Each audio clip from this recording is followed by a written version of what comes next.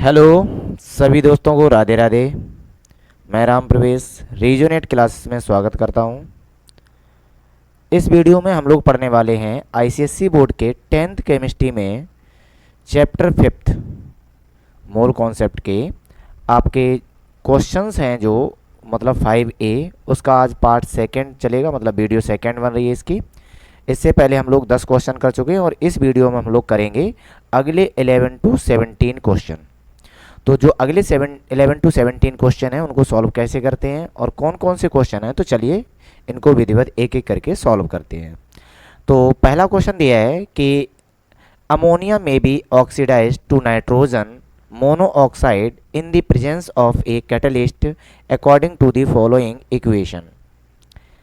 तो आपको दिया गया है कि NH3 को अगर हम ऑक्सीडाइज कर दें तो NO2 मतलब नाइट्रोजन मोनोऑक्साइड बना रहा है और वाटर मॉलिक्यूल बना रहा है। If 27 liter of reactant are consumed, what volume of nitrogen monoxide is produced at the same temperature and pressure? तो अब हम क्या करेंगे, इसमें लिखेंगे गैलुसेक लॉ के अकॉर्डिंग इक्वेशन। तो पहली जो इक्वेशन दी है उसको आप विधिवत सॉल्व करेंगे। तो पहला क्या दिया है कि जो आपके पास 4 मॉलिक्यूल ऑफ अमोनिया ऑक्सीडाइज हो रहे हैं 5 मॉलिक्यूल ऑफ ऑक्सीजन, जिससे क्या प्रोड्यूस हो रहा है 4 molecule of nitrogen monoxide plus 6 molecule of water. अब इसमें हम गैलुसेक लॉ के अकॉर्डिंग इक्वेशन लिखेंगे तो मुझे क्या मिलेगा, तो गैलुसेक ने बोला था कि जो अगर इक्वेशन आपकी गैसियस स्टेट में है तो जो स्टोइकोमेट्रिक नंबर है उसको आप वॉल्यूम अज्यूम कर लोगे। तो इसको हम बोलेंगे 4 वॉल्यूम, इसको हम बोलेंगे 5 volume, 4 volume of nitrogen monoxide and 6 volume of water vapour, अगर ये वाटर वेपर में होगा तो। चलिए अब उसमें क्या लिखा है कि 27 लीटर्स ऑफ रिएक्टेंट्स, रिएक्टेंट्स का मतलब है जिसमें आपका नाइट्रोजन भी होगा और ऑक्सीजन भी होगा। तो इन दोनों को मिला के टोटल कितना वॉल्यूम हो रहा है 9 वॉल्यूम। तो यही दिया गया है कि 9 volume reactant equal 27 litres, then 1 volume of reactant equal to 27 by 9 that is equal to 3 litre. तो आपको यूनिटरी मेथड के लिए 1 लीटर की वैल्यू 3 लीटर निकाल ली गई है, ठीक है, जो हमने कैलकुलेट कर लिया इसको। अब इसी की हेल्प से जितने भी हमसे पूछे गए हैं सब एक एक करके सॉल्व करेंगे। तो पहला क्या पूछा गया है, What volume of nitrogen monoxide is produced at the same temperature and pressure? तो नाइट्रोजन मोनोऑक्साइड कितना प्रोड्यूस हुआ है, तो 4 वॉल्यूम हुआ है। तो NO प्रोड्यूस हुआ है आपका 4 वॉल्यूम। तो क्वेश्चन ये है कि अगर 1 वॉल्यूम की वैल्यू आपकी 3 लीटर है तो 4 वॉल्यूम की वैल्यू कितनी होगी, तो 3 × 4 that is equal to 12 litre. तो यही हमसे पूछा गया था कि अगर 27 लीटर आपका टोटल रिएक्टेंट है तो नाइट्रोजन मोनोऑक्साइड कितना है, तो उसमें नाइट्रोजन मोनोऑक्साइड आपका कितना रहेगा 12 लीटर प्रोड्यूस होगा। उम्मीद करते हैं कि ये क्वेश्चन आपको समझ में आया होगा। चलिए अगले क्वेश्चन पे चलते हैं। अगला क्वेश्चन क्या दिया गया है, अगला क्वेश्चन दिया गया है कि a mixture of hydrogen and chlorine occupy 36 centimetre cube was exploded on the shaking it with water 4 centimeter cube of hydrogen was left behind. Find the composition of the initial mixture। तो initial mixture में gases का जो composition था वो real में क्या था, ये चीज़ पूछी गई है। तो चलिए देखते हैं कंडीशन क्या है। तो क्वेश्चन में ये दिया गया है कि a mixture of hydrogen and chlorine. तो हम लोगों को पता है कि अगर हम हाइड्रोजन को क्लोरीन के साथ रिएक्ट कराएंगे तो 2 मॉलिक्यूल ऑफ HCl प्रोड्यूस होंगे, ये कंडीशन है। तो अगर हम गैलुसेक के अकॉर्डिंग लिखें तो इसका मतलब है 1 volume of oxygen and 1 volume of chlorine react कराओगे तो आपको 2 वॉल्यूम वो HCl हाइड्रोक्लोरिक एसिड मिलेगा। अब क्वेश्चन ध्यान सुनना, a mixture of hydrogen and chlorine occupying 36 centimetre cube, मतलब है कि इन दोनों को मिला के 36 सेंटीमीटर क्यूब कंटेनर में था, exploded on shaking it with water. जब इसको आप प्योरीफाई करोगे तो उसमें पता लगा है कि 4 centimetre cube of hydrogen was left behind, अभी भी 4 सेंटीमीटर क्यूब हाइड्रोजन रिएक्ट नहीं हुई है। तो अगर रिएक्ट नहीं हुई तो ध्यान से सुनोगे, जो आपका 36 सेंटीमीटर क्यूब था इसमें से अभी 4 सेंटीमीटर क्यूब अनरिएक्टेड है, तो फिर रिएक्ट कितना हुआ होगा? 32 सेंटीमीटर क्यूब इतना मटेरियल आपका रिएक्ट हुआ है। अब अगर रिएक्ट हुआ है तो फिर कंडीशन देखोगे, तो कंडीशन में ये साफ रिएक्शन में दिख रही है कि जो इक्वेशन है वो आपकी हाइड्रोजन रिएक्ट कर रही थी क्लोरीन गैस के साथ, कंपाउंड बना था 2 मॉलिक्यूल ऑफ HCl। तो जो इनका रेशियो है वो 1:1 है, मतलब है जितनी हाइड्रोजन गैस वॉल्यूम जाएगा उतना ही आपकी क्लोरीन का वॉल्यूम जाएगा। तो अब ध्यान से सुनोगे कि अगर हमारे पास 32 रिएक्ट हुआ था तो इसका मतलब ये हुआ 16 सेंटीमीटर क्यूब H2 रिएक्ट हुआ था और 16 सेंटीमीटर क्यूब आपका क्लोरीन रिएक्ट हुआ था। अब आपको पता है कि जो HCl वो डबल है, तो इसका मतलब 32 सेंटीमीटर क्यूब आपका क्या बना है? HCl। अब कंडीशन ध्यान सुनना, तो इसका मतलब ये हुआ कि जो क्लोरीन थी वो हमारी 16 सेंटीमीटर क्यूब थी और फिनिश हो चुकी है। हाइड्रोजन आपकी 16 सेंटीमीटर यूज हुई है और उसके बावजूद भी हमारे पास 4 सेंटीमीटर क्यूब अभी भी अनरिएक्टेड है। तो इसका मतलब ये हुआ कि हमारे कंटेनर में टोटल जो हाइड्रोजन गैस थी वो आपकी रिएक्ट हुई थी 16 सेंटीमीटर क्यूब और अनरिएक्ट हुई थी 4 सेंटीमीटर क्यूब। तो इसका मतलब हाइड्रोजन का वॉल्यूम कितना था? 20 सेंटीमीटर क्यूब। आगे अगर आपसे पूछ रहा है क्लोरीन का वॉल्यूम कितना था, तो क्लोरीन का वॉल्यूम आपका कितना होगा? 16 सेंटीमीटर क्यूब जितनी गैस रिएक्ट हुई थी। अब क्वेश्चन में पूछा गया है was left behind, find the composition of the initial mixture. तो इनिशियल मिक्सचर का कंपोजिशन क्या होगा? तो इनिशियल में 2 ही चीज़ थे, क्लोरीन एंड हाइड्रोजन। तो जिसमें क्लोरीन होगी आपकी 16 सेंटीमीटर क्यूब और हाइड्रोजन होगी आपकी 20 सेंटीमीटर क्यूब। अब ये बात आपको अच्छे से समझ में आ गई होगी। उम्मीद करते हैं कि पूरा क्वेश्चन भी आपको अब अच्छे से समझ में आ गया होगा। चलिए नेक्स्ट क्वेश्चन देखते हैं। नेक्स्ट क्वेश्चन में दिया गया है कि what volume of air containing 20% of oxygen, मतलब जितनी भी एयर है उसमें से 20% आपकी ऑक्सीजन है सिर्फ, और कुछ नहीं है। Why volume will be required to burn completely 10 centimetre cube each of methane and acetylene gas. तो इसमें 2 चीज़ें देगी, एक बार बर्न किया गया है मीथेन को और एक बार बर्न किया गया है एसिटाइलिन गैस को। तो अब एक एक इक्वेशन को सॉल्व करते हैं। पहले ही बोल दिया गया है कि दोनों के केस में चाहे वो आपका एसिटाइलिन गैस हो या मीथेन गैस हो, दोनों को आपने 10 सेंटीमीटर क्यूब ही लेना है, बस इतना ध्यान रखना है आपको। तो चलिए सॉल्व करते हैं पूरे क्वेश्चन को, जिसमें से पहला क्वेश्चन हम ले रहे हैं कि अगर हम मीथेन CH4 को बर्न करेंगे 2 मॉलिक्यूल ऑफ ऑक्सीजन के साथ, तो हमें 1 मॉलिक्यूल मिलेगा कार्बन डाइऑक्साइड का और 2 मॉलिक्यूल मिलेंगे मुझे H2O के। अगर हम थोड़ी देर के लिए मान लें कि हमारा वाटर वेपर न होके लिक्विड में है, तो उससे मुझे कोई ज़्यादा मतलब नहीं है। चलो देखते हैं। तो गैलुसेक लॉ के अकॉर्डिंग चलोगे तो इसका मतलब है कि 1 वॉल्यूम आपको चाहिए मीथेन, तो 2 वॉल्यूम चाहिए आपको ऑक्सीजन, तो 1 वॉल्यूम प्रोड्यूस होगा आपका कार्बन डाइऑक्साइड गैस। क्वेश्चन में क्या दिया गया है? What volume of air containing 20% of oxygen why volume will be required to burn completely 10 centimetre cube each of the methane and, मतलब जितनी लोगे उसमें। चलो अब आगे देख रहे। तो इसका मतलब ये है कि अगर आपने 10 सेंटीमीटर क्यूब मीथेन लिया है इसको, तो इसको ध्यान से देखोगे, 1 यूनिट की वैल्यू 10 है, तो हमसे पूछा क्या? ऑक्सीजन, तो फिर 2 यूनिट की वैल्यू कितनी हो जाएगी? तो 1 वॉल्यूम की वैल्यू अगर आपकी 10 सेंटीमीटर क्यूब है, तो ऑक्सीजन के लिए 2 वॉल्यूम की वैल्यू कितनी होगी? तो ये सिंपल यूनिटरी मेथड है और ये कितनी आ जाएगी? 20 सेंटीमीटर क्यूब।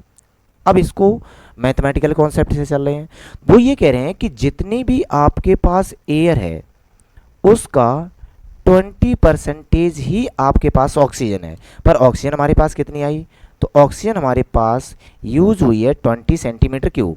तो अगर इस इक्वेशन को सॉल्व करोगे तो जो एयर आएगी वो होनी चाहिए 20 divided by 20 into 100, that is equal to 100 centimetre cube.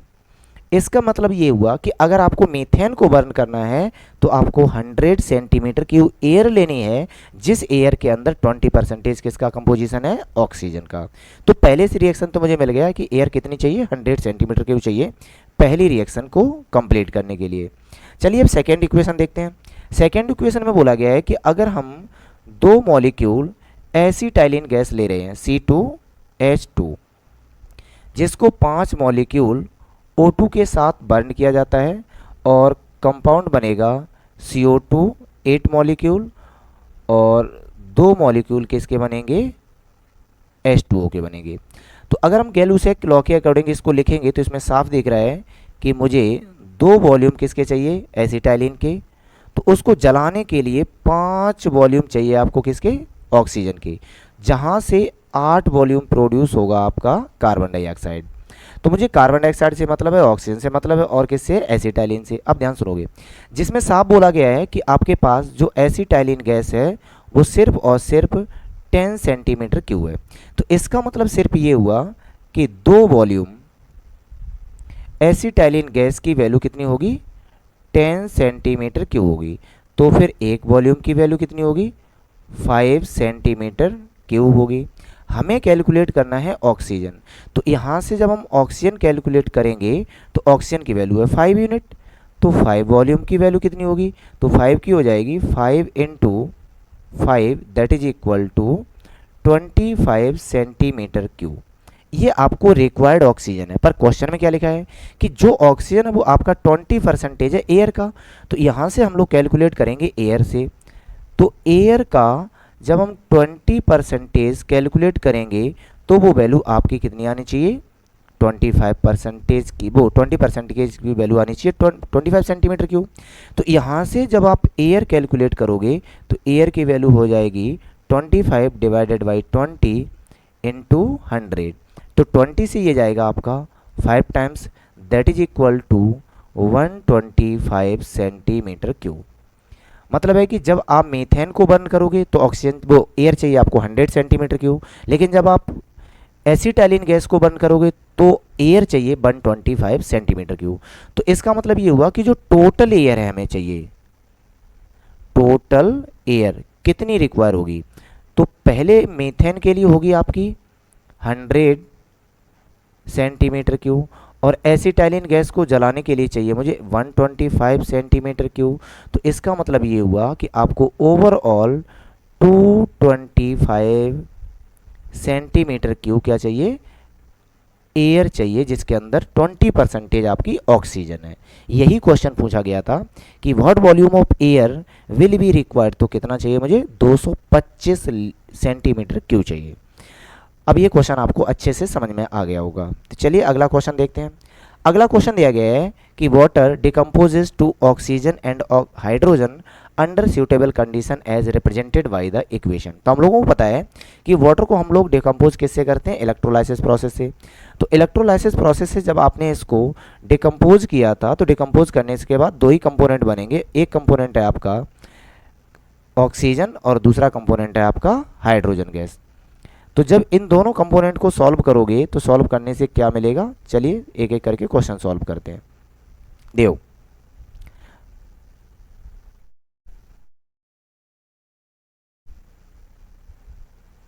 चलो, पहला क्वेश्चन क्या दिया है कि 2 molecule of water molecule H2O, इनको जब आप इलेक्ट्रोलाइज करते हो तो 2 मॉलिक्यूल बनेंगे H2 के और 1 मॉलिक्यूल बनेगा O2 का। अगर हम 2500 centimetre cube of hydrogen is produced, कितनी प्रोड्यूस हो रही है, 2500 centimetre cube. What volume of oxygen is liberated at the same time and under the same condition of the temperature and pressure. अब ध्यान सुनना, अगर हम इसको गैलूसेक लॉ के अकॉर्डिंग इक्वेशन में लिखेंगे तो इसमें साफ लिखा है बैलेंस होने के बाद कि अगर आप वाटर वेपर में लोगे तो मुझे 2 वॉल्यूम चाहिए, तो जिससे 2 वॉल्यूम आपकी H2 जनरेट होगी और 1 वॉल्यूम आपका ऑक्सीजन जनरेट होगा। यहाँ वाटर के बारे में मुझे ना तो पूछा गया ना गिवन है, इससे तो मुझे कोई मतलब ही नहीं है। मतलब है मुझे प्रोडक्ट के कंपोनेंट से। तो प्रोडक्ट में पहले हम सॉल्व कर रहे हैं H2 के लिए। उसमें ये दिया गया है कि अगर आपके पास 2 वॉल्यूम H2 प्रोड्यूस हो रही है जिसकी एक्चुअल वैल्यू है आपकी 2500 सेंटीमीटर क्यूब। तो अगर इसकी 2 वॉल्यूम की वैल्यू है तो फिर एक वॉल्यूम की वैल्यू कितनी होगी, तो ये हो जाएगी 2500 divided by 2, that is equal to 11, कितना हुआ इसको, चलो देखो, इसको 2 से डिवाइड करोगे तो 1250 1250 सेंटीमीटर क्यूब, ये 1 यूनिट की वैल्यू है। अब क्वेश्चन में पूछा गया है कि what volume of oxygen liberated, तो ऑक्सीजन जो आपका लिबरेट हुआ था वो कितना है। तो अगर हम ऑक्सीजन की बात करें तो ऑक्सीजन हमारे पास एक वॉल्यूम लिबरेट हुआ है, तो एक वॉल्यूम की वैल्यू अगर 1250 है तो चाहे ऑक्सीजन हो चाहे आपका हाइड्रोजन हो, सबके लिए आपका वैल्यू कितनी रहेगी, 1250 सेंटीमीटर क्यूब। ठीक है, इतना ही इसमें पूछा गया था फर्स्ट पार्ट में। इसके 3 पार्ट हैं, तो चलिए अगला पार्ट देखते हैं। अगले पार्ट में क्या दिया है, बी वाले पार्ट में सेम वही चीज, इफ 250 मतलब 2500 सेंटीमीटर क्यूब मतलब 2500 centimetre cube of hydrogen is subjected to 2.5 times increase in pressure, what volume will H2 now occupy. अब इस क्वेश्चन को थोड़ा लॉजिकली सोचना, ध्यान से सुनना। जो क्वेश्चन अभी किया था सेम उसी पैटर्न पे सॉल्व करेंगे, कोई नया नहीं है ये क्वेश्चन। ठीक है, बी वाला पार्ट है, चलो देखो। तो इसमें क्या करेंगे, सेम वही चीज़। आप पहले क्या करोगे, रिएक्शन लिख लो कि 2 मॉलिक्यूल वाटर के जब आपने इलेक्ट्रोलाइज किए तो बने थे आपके 2 molecule of hydrogen and 1 molecule of oxygen. Gay Lussac law के अकॉर्डिंग चलोगे तो ये 2 वॉल्यूम चाहिए गैसियस स्टेट में, 2 वॉल्यूम आपकी प्रोड्यूस होगी H2 और 1 वॉल्यूम प्रोड्यूस होगा आपका ऑक्सीजन। तो वही चीज़ कह रहे हैं कि अगर हाइड्रोजन, अब ध्यान सुनना, पहली एक चीज़ क्या बोले हाइड्रोजन की, तो हाइड्रोजन में उन्होंने कितना लिया था, वॉल्यूम के अकॉर्डिंग चलेंगे। तो जब उन्होंने हाइड्रोजन का वॉल्यूम B1 लिया था जिसकी वैल्यू हम लोगों ने कितनी ली है, 2500 सेंटीमीटर क्यूब, तो उस केस में जो प्रेशर है 1 atm प्रेशर ले रहे, जब कोई नहीं दिया गया तो हम लोग ले रहे हैं 1 atm प्रेशर, जिसकी वैल्यू हम लोग कितनी मानते थे, 760 सेंटीमीटर, इतनी मानेंगे, वो mm कितनी लेके चलेंगे, 760 mm, 67 सेंटीमीटर होता है, तो ये हो जाएगा आपका mm में। आगे क्वेश्चन दिया गया है कि सेम टेम्परेचर, वो टेम्परेचर रिमेनिंग कांस्टेंट, अगर टेम्परेचर कांस्टेंट है तो कोई एक टेम्परेचर T1 की जगह हम T मान ले रहे। अब कंडीशन ध्यान सुनना, वो ये कह रहे हैं subjected to increase 2.5 times increase in pressure. तो वो वॉल्यूम नया क्या होगा हाइड्रोजन का, जब आपका प्रेशर 2.5 मीन्स 5/2 टाइम्स इंक्रीज करेंगे, जबकि टाइम सेकेंड जो होगा वो आपका सेम रहेगा, तो वो नया वॉल्यूम हाइड्रोजन के लिए क्या जनरेट होगा, ये क्वेश्चन पूछा गया था। तो करना कुछ नहीं है, एक इक्वेशन हम लोग बचपन से पढ़ के आए हैं और शुरू से भी पढ़ी थी कि P1 B1 upon T1 equal to P2 V2 upon T2, इसमें पुट करना है। तो ये है आपका फर्स्ट कंडीशन और ये है आपकी सेकंड कंडीशन। तो चलिए पुट कर देते हैं। तो जब आप इस डाटा को पुट करोगे तो पहला प्रेशर दिया है 760 mm इनटू वॉल्यूम कितना दिया है 2500 डिवाइडेड बाई टेम्परेचर कितना है T इक्वल, सेकेंड के लिए लिखोगे तो इसमें जो प्रेशर है वो ये कह रहा है कि जो आपका प्रेशर 760 है इसमें 5/2 टाइम्स इंक्रीज करना है। तो इसका मतलब इसको लिखना है 1 + 5/2 इनटू वॉल्यूम कैलकुलेट करना है डिवाइडेड बाई टेम्परेचर T। इतना इसको आपको सॉल्व करना है। तो सॉल्व करना है तो कर दीजिए, टाइम से टाइम आपका कैंसिल हो जाएगा, इसका तो कोई लेना देना नहीं है। तो यहाँ से मिलेगा आपको 760 इंटू 2500 इक्वल, ये बनेगा आपका 760 इंटू, इसका मल्टीप्लाई करोगे मतलब इसको ऐड करोगे तो ये हो जाएगा 7/2 इंटू V2। तो यहाँ से 760 कैंसिल हो जाएगा। जब 760 कैंसिल हो जाएगा तो आपके पास अब क्या बचेगा, तो ये हो जाएगा 2500 इक्वल 7/2 इंटू V2। मुझे V2 ही कैलकुलेट करना है तो वैल्यू होनी चाहिए 2500 मल्टीप्लाई बाई 2 डिवाइडेड बाई 7। 2 का मल्टीप्लाई करोगे तो वैल्यू हो जाएगी 5000 डिवाइडेड बाई 7। इसको आपको सॉल्व करना है। तो जब आप इसको सॉल्व करोगे तो वैल्यू कितनी आएगी अब आपकी 4, तो V2 हो जाएगा आपका 714.29 सेंटीमीटर क्यूब। यही हमसे पूछा है कि अगर आपने प्रेशर को, मतलब है कि हाइड्रोजन गैस का इनिशियल वॉल्यूम इतना है, अगर हम प्रेशर को 2 and 1/2 टाइम्स इंक्रीज कर दें, टेम्परेचर कांस्टेंट रख दें, तो नया वॉल्यूम क्या होगा। तो जब आप टेम्परेचर को कांस्टेंट रखोगे और प्रेशर को इंक्रीज करोगे तो एक्चुअल में आपका वॉल्यूम डिक्रीज होगा। तो डिक्रीज होने के बाद कितना बचेगा आपका 714.29 इन सेंटीमीटर क्यूब। चलिए अगला क्वेश्चन सॉल्व करते हैं, इसी का थर्ड पार्ट। थर्ड पार्ट में भी क्या कह रहा है कि taking the value of H2 calculated in 5B। अब ध्यान सुनना, taking the value volume of H2 calculated, जो कैलकुलेट किया था, तो जो हमने B में V2 कैलकुलेट किया था वो आपका एक्चुअल में 5000 डिवाइडेड बाई 7 सेंटीमीटर क्यूब आया था। अब पूछ क्या रहा है, what changes must be made in kelvin या टेम्परेचर जिसको बोलते हैं, to return the volume of 2500 centimetre cube pressure remaining constant. अब प्रेशर रिमेन को कांस्टेंट करना है, तो सेम वही दो कंडीशन बनानी है। ध्यान सुनोगे पहली कंडीशन, अब ध्यान सुनो।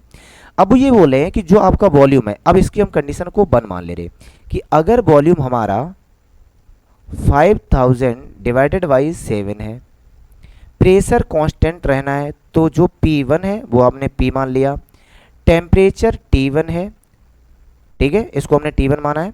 सेकंड कंडीशन ये है कि आपको 2500 वॉल्यूम पे ही आना है, मतलब B2 जो आपको करना है सेकंड कंडीशन, वो अगेन 2500 पे पहुंचना है। प्रेशर जो P2 है वो कांस्टेंट है, तो जो T2 होगा ये टाइम, वो टेम्परेचर कितना चेंज करना पड़ेगा मुझे। ठीक है, उम्मीद करते हैं ये क्वेश्चन आपको समझ में आ गया होगा, और क्वेश्चन समझ में आ गया है तो फिर इसमें कुछ नहीं बचा है। चलिए एक काम करें, हम ये वैल्यू को पास में लिख रहे हैं, मुझे स्पेस मिल जाए। देखो दोबारा लिख रहे हैं, यहीं पे लिख दे रहे।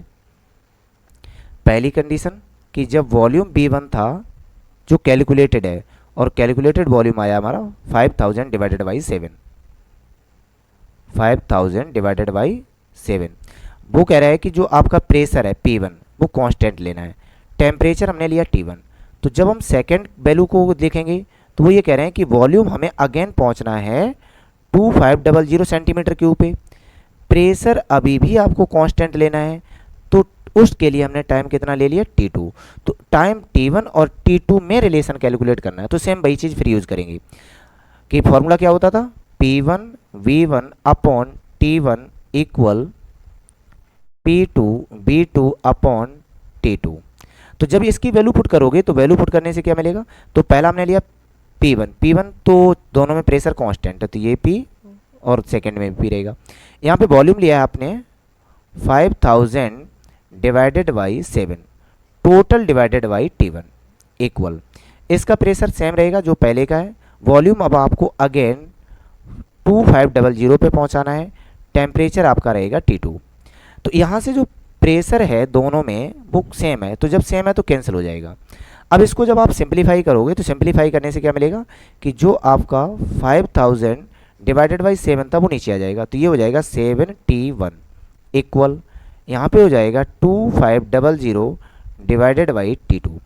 यहाँ से इसको सिंप्लीफाई करोगे तो 2500 से ये जाएगा आपका 2 टाइम्स, तो जब ये 2 टाइम्स जाएगा तो सॉल्व करने से अब क्या मिलेगा, तो यहाँ मिलेगा मुझे 2 divided by 7T1 equal 1 upon T2।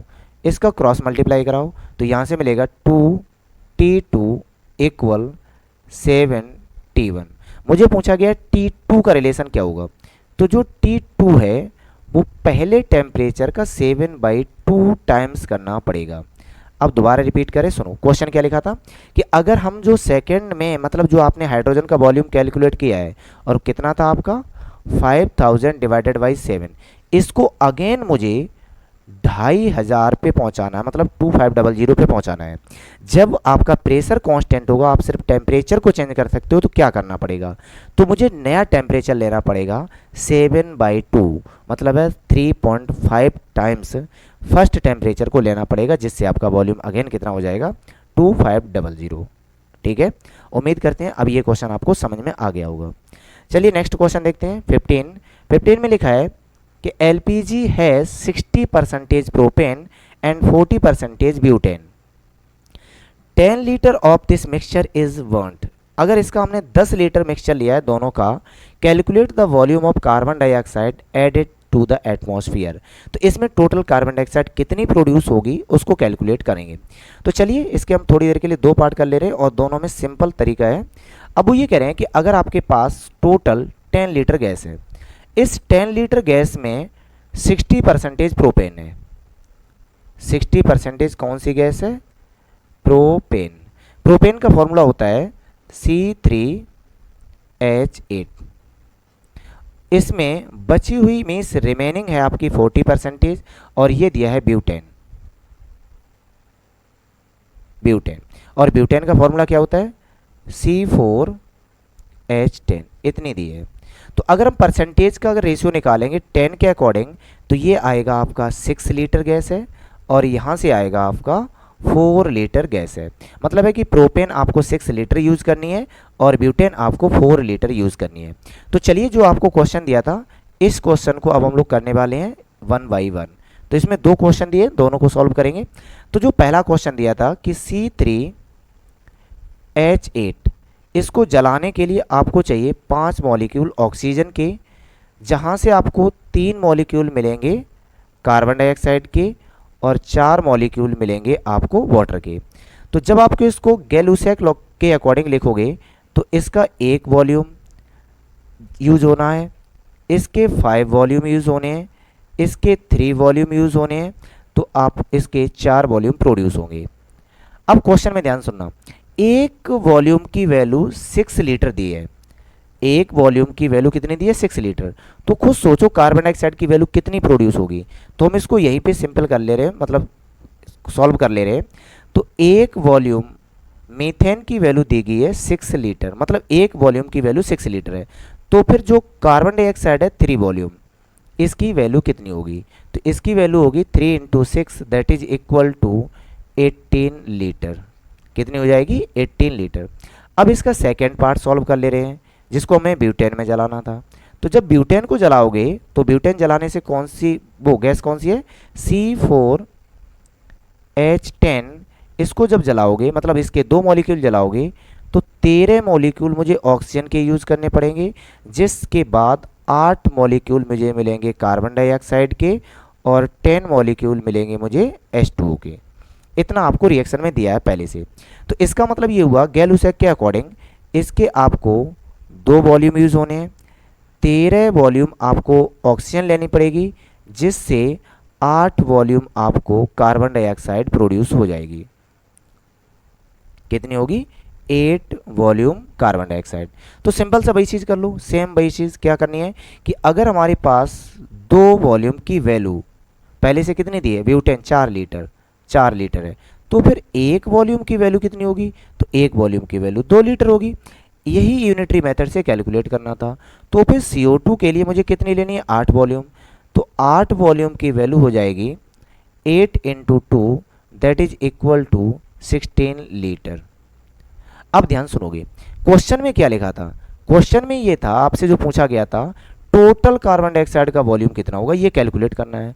तो जब आपने ब्यूटेन को जलाया, प्रोपेन को जलाया, तो प्रोपेन को जलाने से आपको यूज़ करनी पड़ेगी 18 लीटर कार्बन डाइऑक्साइड प्रोड्यूस होगी, और जब आप ब्यूटेन को जलाओगे तो 16 लीटर आपकी कार्बन डाइऑक्साइड प्रोड्यूस होगी।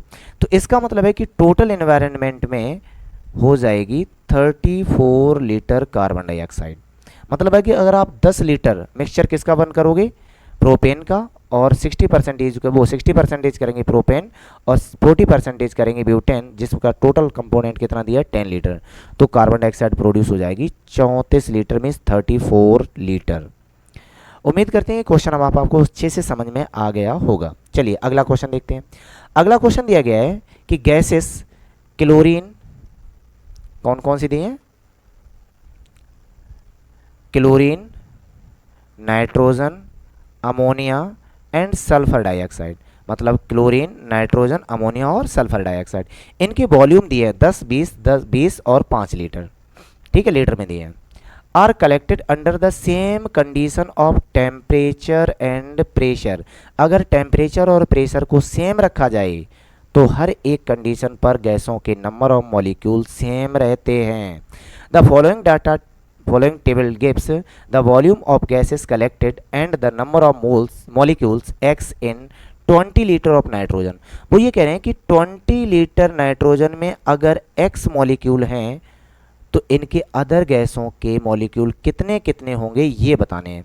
You are to complete the table giving the number of molecules in other gaseous in terms of x के टर्म में अदर गैसों के मॉलिक्यूल्स आपको बताने हैं। तो एक बात ध्यान से समझोगे, जो एवोगैड्रो ने बोला था वो ये बोला था कि according to the Avogadro's law equal volume of all the gases under similar condition of temperature and pressure. मतलब अगर टेम्परेचर और प्रेशर को सेम रखा जाए और सभी गैसों का मॉलिक्यूल वॉल्यूम अगर सेम है तो उनके अंदर मॉलिक्यूल भी सेम होंगे। अगर वॉल्यूम को हाफ करोगे तो मॉलिक्यूल हाफ होंगे, वॉल्यूम को डबल करोगे तो आपके मॉलिक्यूल भी डबल होंगे। यही कंडीशन यहाँ पे है कि 20 की वैल्यू अगर x है तो 10 की वैल्यू कितनी होगी, तो 10 की वैल्यू होगी x/2। बात समझ में आ रही। अगला, तो फिर 20 की वैल्यू कितनी होगी, अगेन x होगी। तो 5 की वैल्यू कितनी होगी, तो ये 20 का 1/4 है तो ये भी x/4 हो जाएगा। बस इतना इसमें कैलकुलेट करना था।